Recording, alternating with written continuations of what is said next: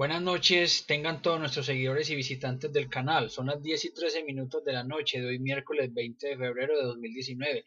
Les enseñaremos cómo operar o trabajar con Wolfram Matemática versión 11.1 a fin de resolver problemas de matemáticas y estadística, es decir, comandos básicos para trabajar con cálculo diferencial, cálculo integral, cálculo vectorial, así como probabilidad y estadística básica. Cálculos de valores esperados, funciones de densidad de probabilidad, simulación de variables aleatorias, entre otros, de una manera concreta, sencilla e ilustrativa. Este video puede tomar alrededor de unos 45 minutos aproximadamente. Los invitamos a que se suscriban a nuestro canal, le den clic en la campanita y de seguro que van a disfrutar de todo el contenido presente en el canal, que tiene más de 1000 videos y más de 1 millón de suscriptores, y en específico o especial este video. Bien, para comenzar vamos a abrir Wolfram, el cual está minimizado en la barra de tareas. Tenemos que nuestro Wolfram Language Script se llama Matemáticas y Estadística, eso significa WLS, Wolfram Language Script, es decir, un script construido con el lenguaje de programación Wolfram Mathematica. Bien, en la primera línea, a través de un comentario, tenemos lo siguiente: usando Wolfram Mathematica en matemáticas y estadística.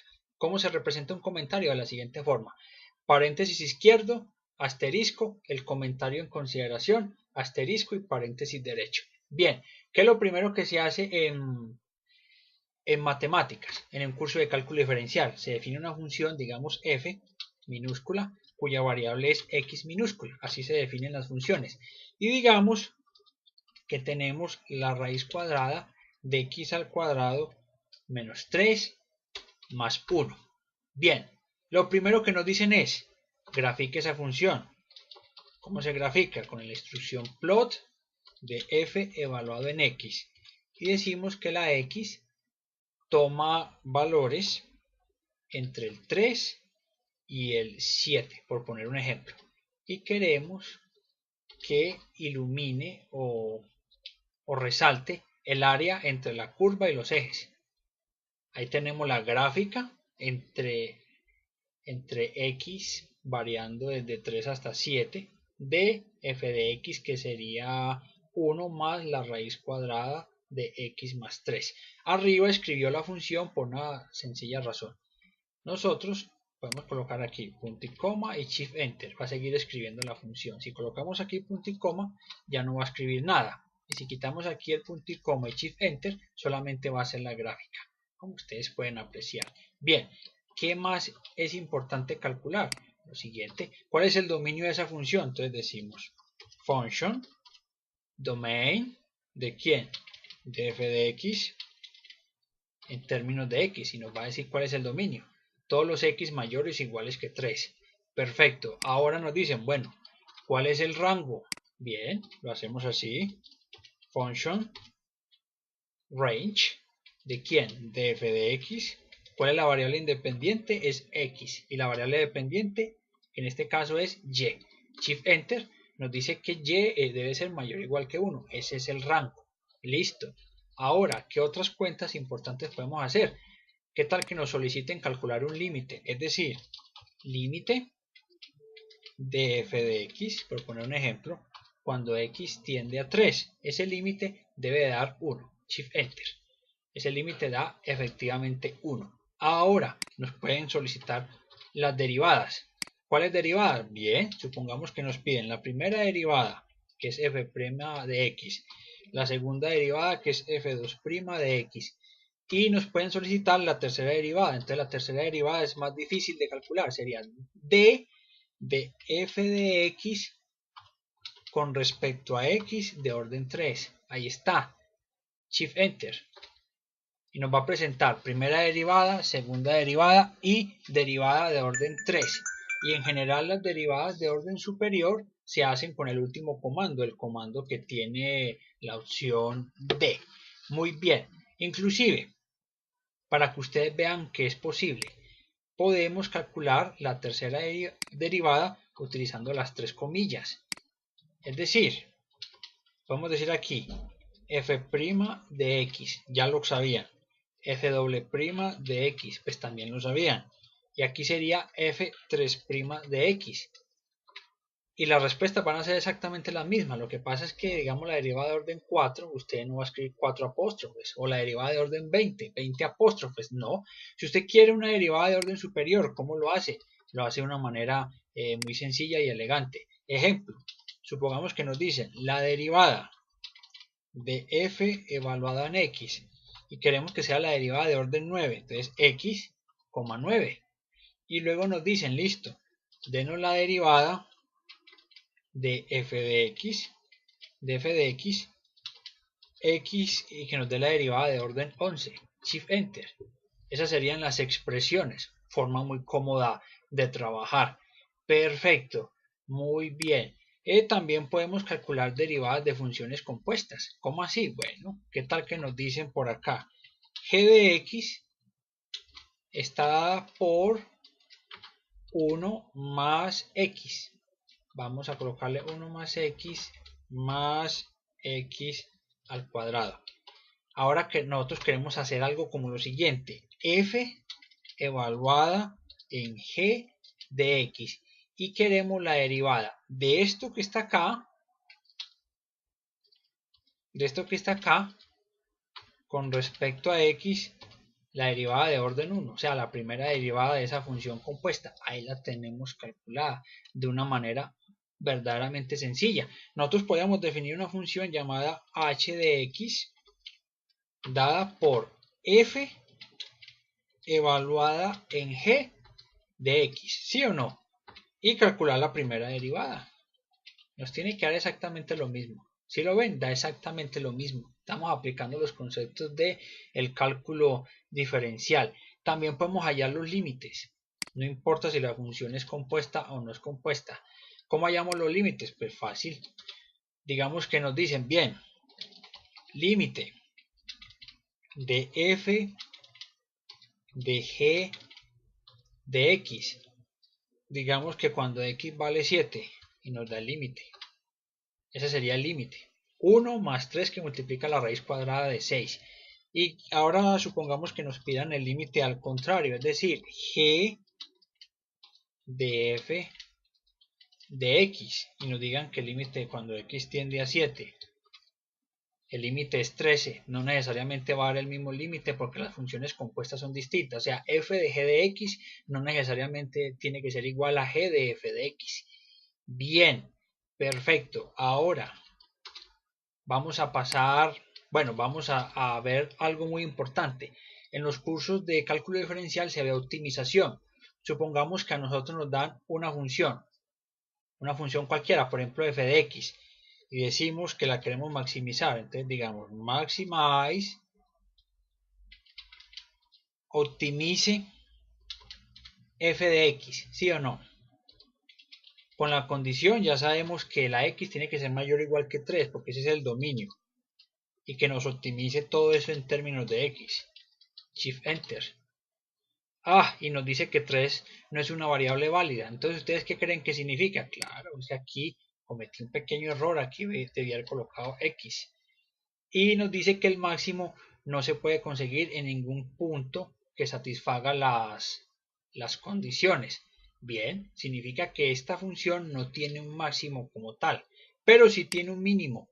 ¿Cómo nos damos cuenta? Pues por la gráfica.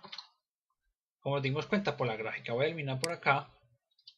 Por eso fue que grafiqué al principio.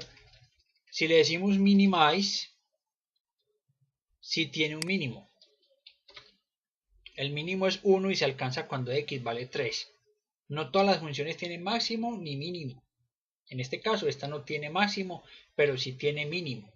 Ahora supongamos que nosotros hacemos un cambio importante. Decimos que f de x la cambiamos por 1 dividido entre la raíz cuadrada de x menos 3 más 1, tal cual como está escrito en pantalla. Shift Enter. Entonces, tratemos de hallar el mínimo. Nos dice que el mínimo no se puede conseguir. No hay mínimo, pero sí hay máximo. ¿Cómo nos damos cuenta? Graficando se da uno cuenta de muchas cosas. Digamos aquí maximize. Y miren que sí tiene máximo. El máximo en este caso es de 1 y se obtiene cuando x vale 3. Recuerden que cambiamos la definición de la función. Cuando les aparezca un mensaje en rojo, no hay que preocuparse, sino que hay que leer lo que nos está diciendo, la advertencia o el error, qué es lo que significa para poder replantear el problema o verificar qué es lo que está mal definido. Bien, listo. Ahora nosotros vamos a trabajar con cálculo integral. Ya vimos todo lo básico del cálculo diferencial. En el cálculo integral, ¿qué es lo primero que se ve? Bueno, integrar, digamos que queremos integrar 1 más x en términos de x. Esa sería la antiderivada. Perfecto. Ahora supongamos, bien, que queremos la integral definida en términos de x, pero la x tiene dos límites, el límite inferior y el superior, supongamos que son esos. Esa sería la integral definida. Perfecto. No todas las integrales tienen una respuesta cerrada. Cuando eso sucede, podemos trabajar con numeric integrate. Pero entonces cuando decimos numeric integrate, los límites tienen que ser numéricos. Entonces esta integral definida la va a calcular de forma numérica, empleando algún método, puede ser trapecio, Simpson 1/3, Simpson 3/8, cuadratura de Gauss, integración de Romberg, etc. Listo, ahí está. Ahora, ¿qué más sigue? Es muy importante. Nosotros vamos a compartirles, antes de continuar, nuestro WhatsApp de negocios, el cual está disponible en código de país 57, celular 311-710-3897 o alternativamente código de país 57, celular 311-707-8272. Muy bien, entonces lo que vamos a hacer ahora es seleccionar todo con control a excepción de, bueno, a excepción de nada, porque aquí no está el título despejado. Bien, lo que vamos a hacer es lo siguiente. Vamos a representar una función como serie de potencias. Digamos que f de x la vamos a redefinir como 1 más coseno de x, es decir, una función más simple. La queremos representar como una serie de potencia, utilizamos el comando series, ¿de quién? De f de x, y que queremos que la serie de potencias sea respecto a x, centrada en el punto A, y que queremos que sea de orden 3 a lo sumo. ¿Sí lo ven? Esa sería la serie de orden 3 centrada en A de f de x, como ustedes lo pueden apreciar. Ustedes pueden indicar los términos que quieran, 10 términos, 20 términos, etc. Nosotros nomás citamos 3 para que se vea bien presentado en pantalla y no vaya a quedar 20 líneas diciendo o mostrando la representación en términos de series de potencias. Muy bien. Bien, nosotros qué más podemos hacer respecto al cálculo integral. Bueno, podemos hacer sumas de series. Por ejemplo, nos dicen una serie de la siguiente manera. Supongamos 1 sobre x al cuadrado. Entonces decimos suma ¿de quién? De 1 sobre n al cuadrado, llamémoslo n al cuadrado, para n desde 1 hasta infinito. Esa suma nos debe dar, si mal no estoy, pi al cuadrado sobre 6, exactamente, pi al cuadrado sobre 6.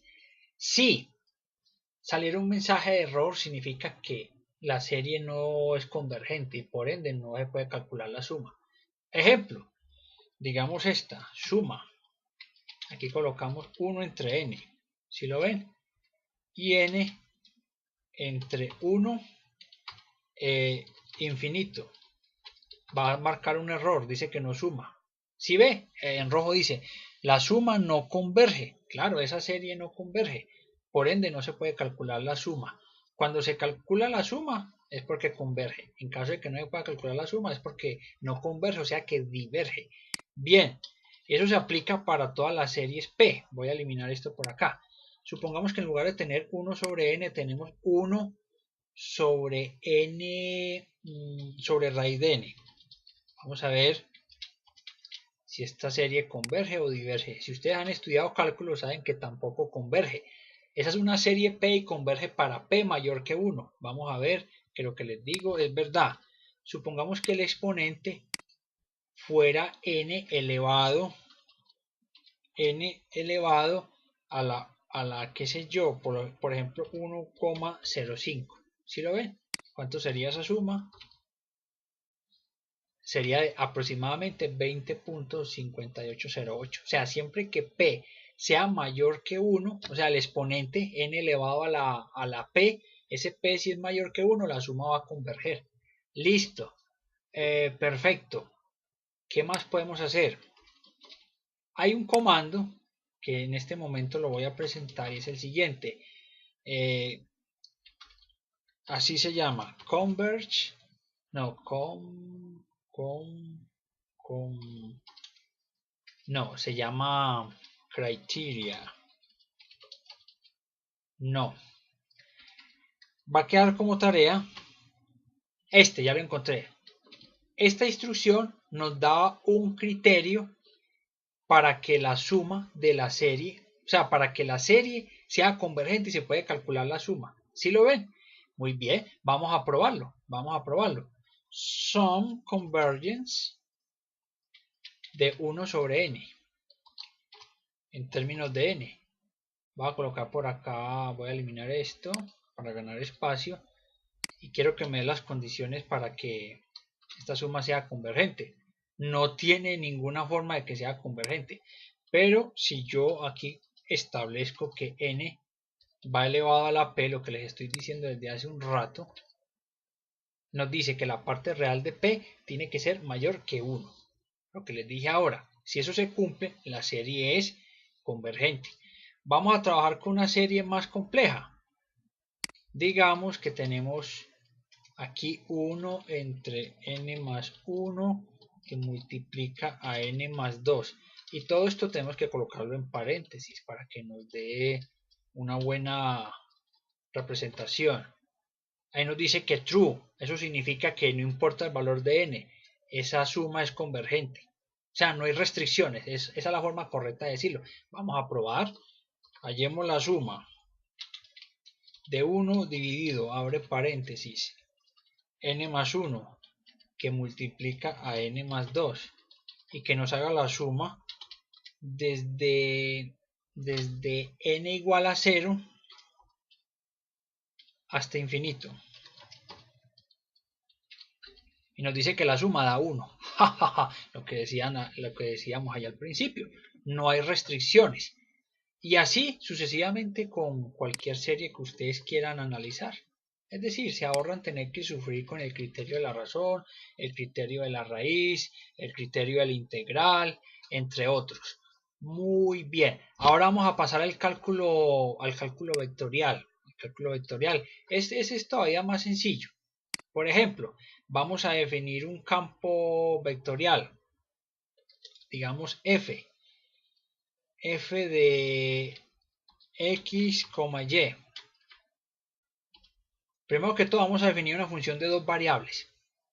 ¿Dada por quién? Sencillo. X al cuadrado más y al cuadrado. Esto es lo primero al trabajar con funciones de varias variables. Pero entonces, aquí el paréntesis no era tan necesario, pero recomiendo utilizar paréntesis. Sigamos que nos solicitan calcular la derivada parcial. Listo. Entonces queremos calcular la derivada parcial de quién. Ojo que aquí es f mayúscula. De x, f depende de x y de y. Queremos hallar la derivada en términos de x. O sea, f sub x sería 2x. Perfecto. Ahora si la quisiéramos calcular con respecto a x y luego con respecto a x, ¿qué pasaría? Eso queda indicado, ya les voy a explicar por qué. Ahora, queremos calcular con respecto a x dos veces.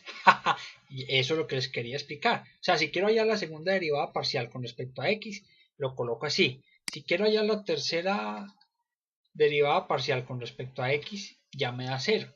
Es decir, la primera es la derivada parcial con respecto a x. Esta derivada parcial con respecto a x la puedo volver a derivar con respecto a x. Esa sería la segunda. Ya tenemos el 2. Y esta segunda la puedo volver a derivar con respecto a x. Entonces la derivada parcial ya sería 0. De forma semejante, la derivada parcial con respecto a y sería 2y. Si esta la derivo nuevamente con respecto a y, sería la segunda derivada parcial con respecto a y. Y si esta segunda la derivo una vez más con respecto a y, sería la tercera derivada parcial con respecto a y. Ahí está. Perfecto. Listo. Bien. Entonces por ese lado estamos bien. Eso sería para el cálculo de derivadas parciales.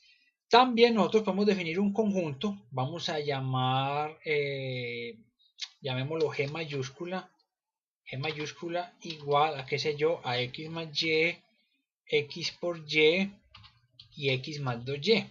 Supongamos que este es un campo vectorial. ¿Sí lo ven? Bien. Y yo quiero calcular la derivada de g con respecto a x. Ahí está. Ahí están las derivadas todas con respecto a x. Si quisiera calcular la derivada de g con respecto a x, pero por segunda ocasión, ahí está.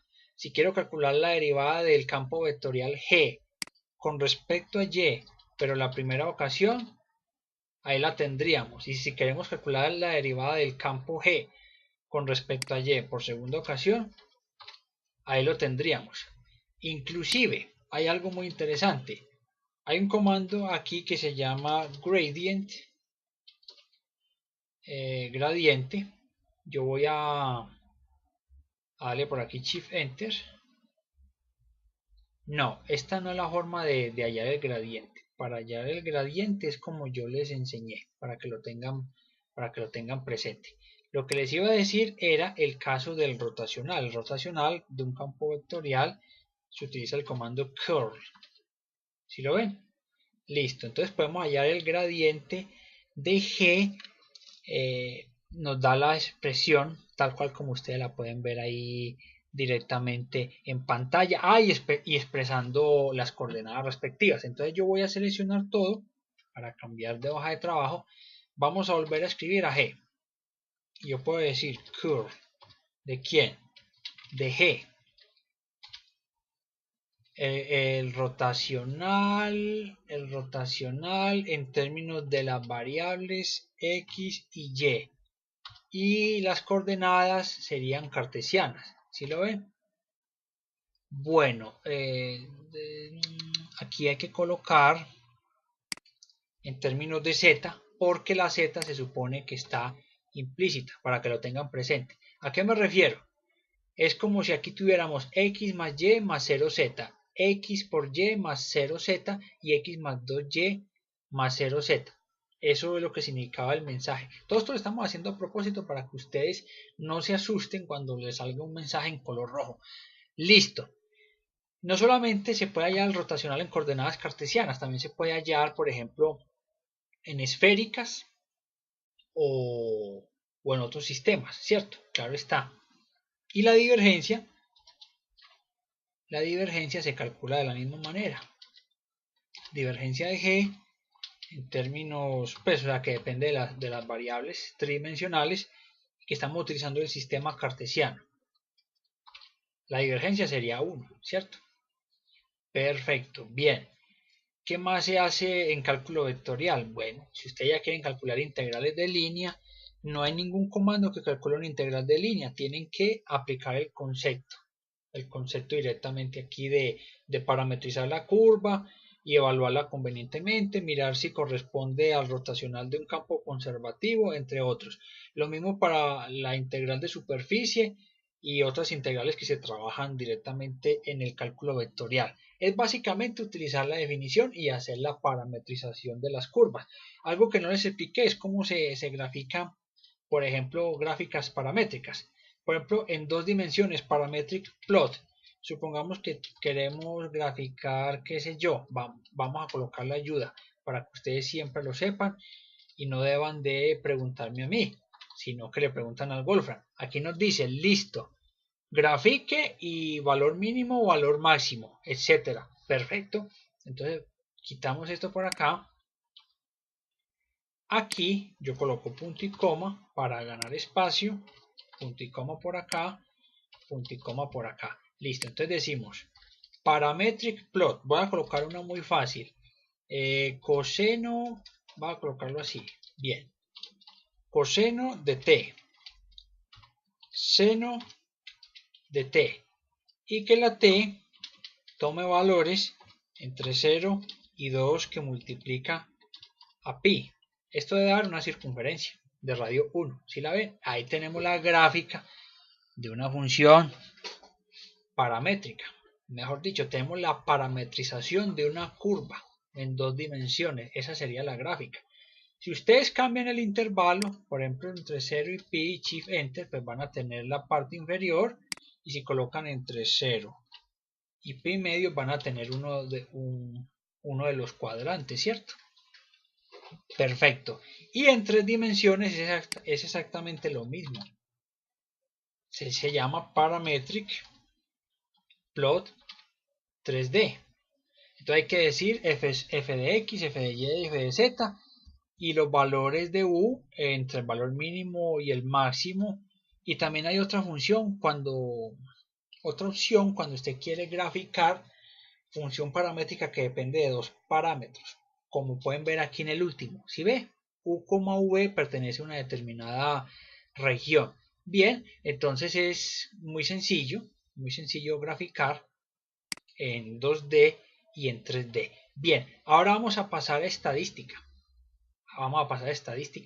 Que es muy sencillo.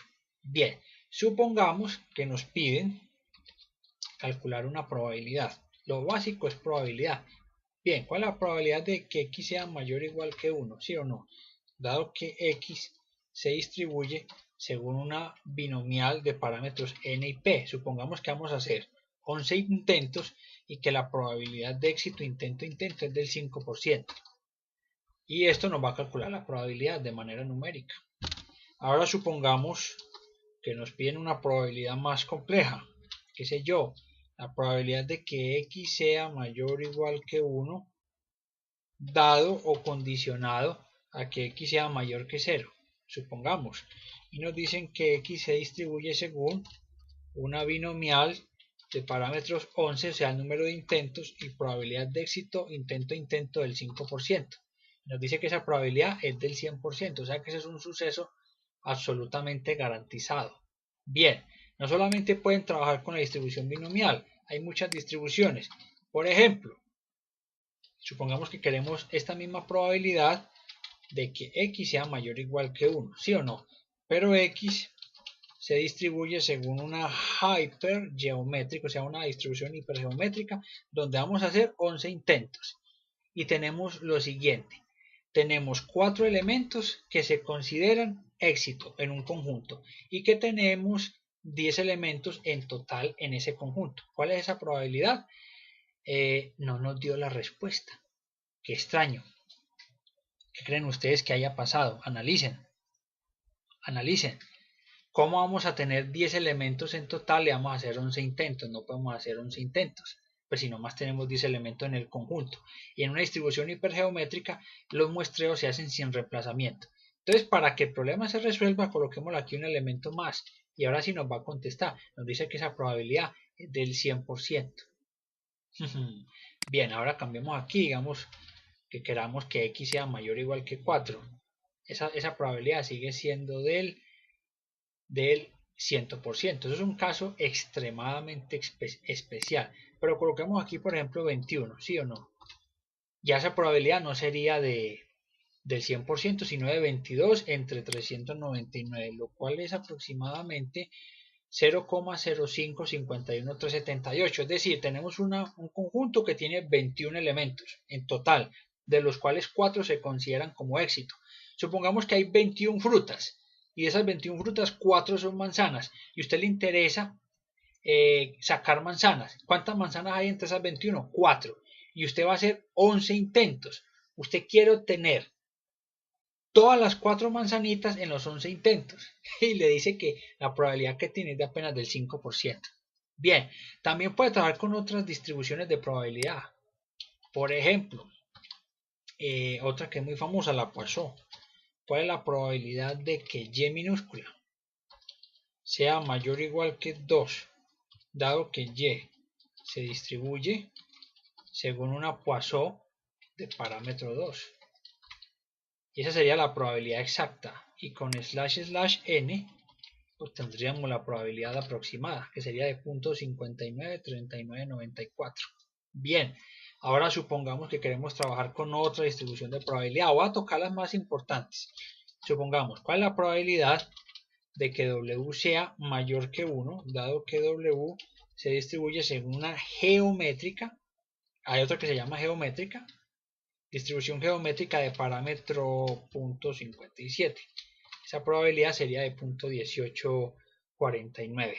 Bien, hay otra muy importante que es la distribución de Bernoulli, y también está aquí disponible. La de Bernoulli es obtener un éxito en un intento, a diferencia de la binomial, que usted puede obtener varios éxitos en varios intentos. Bien, entonces veámoslo. Probabilidad, qué sé yo, de que Q sea idénticamente 1 o estrictamente igual a 1, dado que Q se distribuye según una Bernoulli de parámetro 0,05, o sea, la probabilidad de obtener un éxito en un intento es del 5%. Shift Enter nos dice que la probabilidad es del 5%, lo que les acabo de decir. Eso es la Bernoulli. Bien, ahora vamos a pasar a las continuas. ¿Qué diferencia hay con las continuas? Bueno, prácticamente nada. ¿Cuál sería la probabilidad de que, por ejemplo, de que 2z sea mayor que 1, dado que z se distribuye según una normal estándar? Así se especifica, una normal estándar. Esa sería la respuesta exacta. Muy bien. Vamos a seleccionar todo con control A y vamos a suprimir. Ahora supongamos que nos piden la probabilidad de que 2W más 2 sea menor que 1, dado que W se distribuye según una Weibull que tiene dos parámetros. Parámetros, por ejemplo, alfa de 2 y beta de 0,5. Shift Enter. Esa probabilidad es de 0. Claro. Cambiémoslo aquí y coloquémosle mayor que 1 para que vean cuál es la probabilidad. Esa probabilidad sería de 1. Efectivamente. Ahora cambiamos aquí los parámetros para ver si la respuesta se modifica. La respuesta no se modifica. Si usted quiere saber los argumentos, hace lo que le estoy mostrando en pantalla. Nos dice cómo invocar a cada distribución. Por ejemplo, miremosla con el caso de la normal. Nos dice cómo invocarla. En el caso de la Bernoulli, por ejemplo, o en el caso de la binomial. ¿Sí lo ven? Perfecto. O en el caso de la hipergeométrica, o que sería Hypergeometric Distribution. Ahí lo tienen. N sub 6 y N total. Perfecto. Bien. Ahora vamos a calcular valores esperados. Supongamos que nos piden el valor esperado de 2x más 1, dado que x se distribuye según una binomial de parámetros n, digamos que vamos a hacer 15 intentos, y la probabilidad de éxito intento es del 12%, y nos va a dar el valor esperado que sería de 4.6. Lo que sigue ahora es generar variables aleatorias.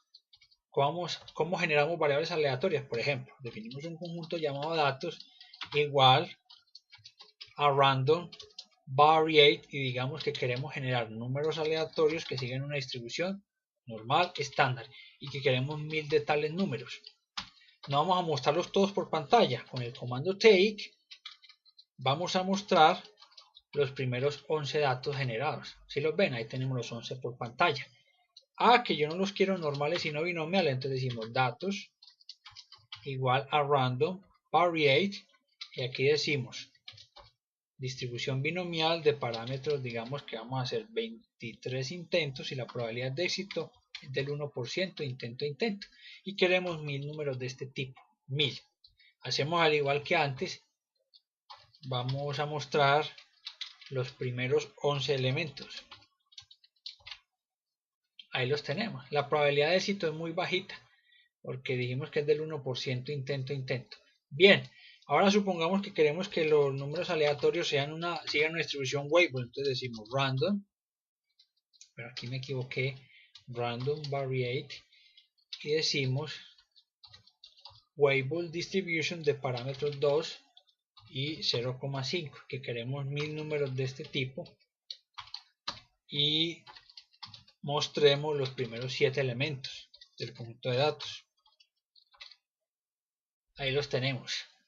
Bien, podemos calcular la media del conjunto de datos,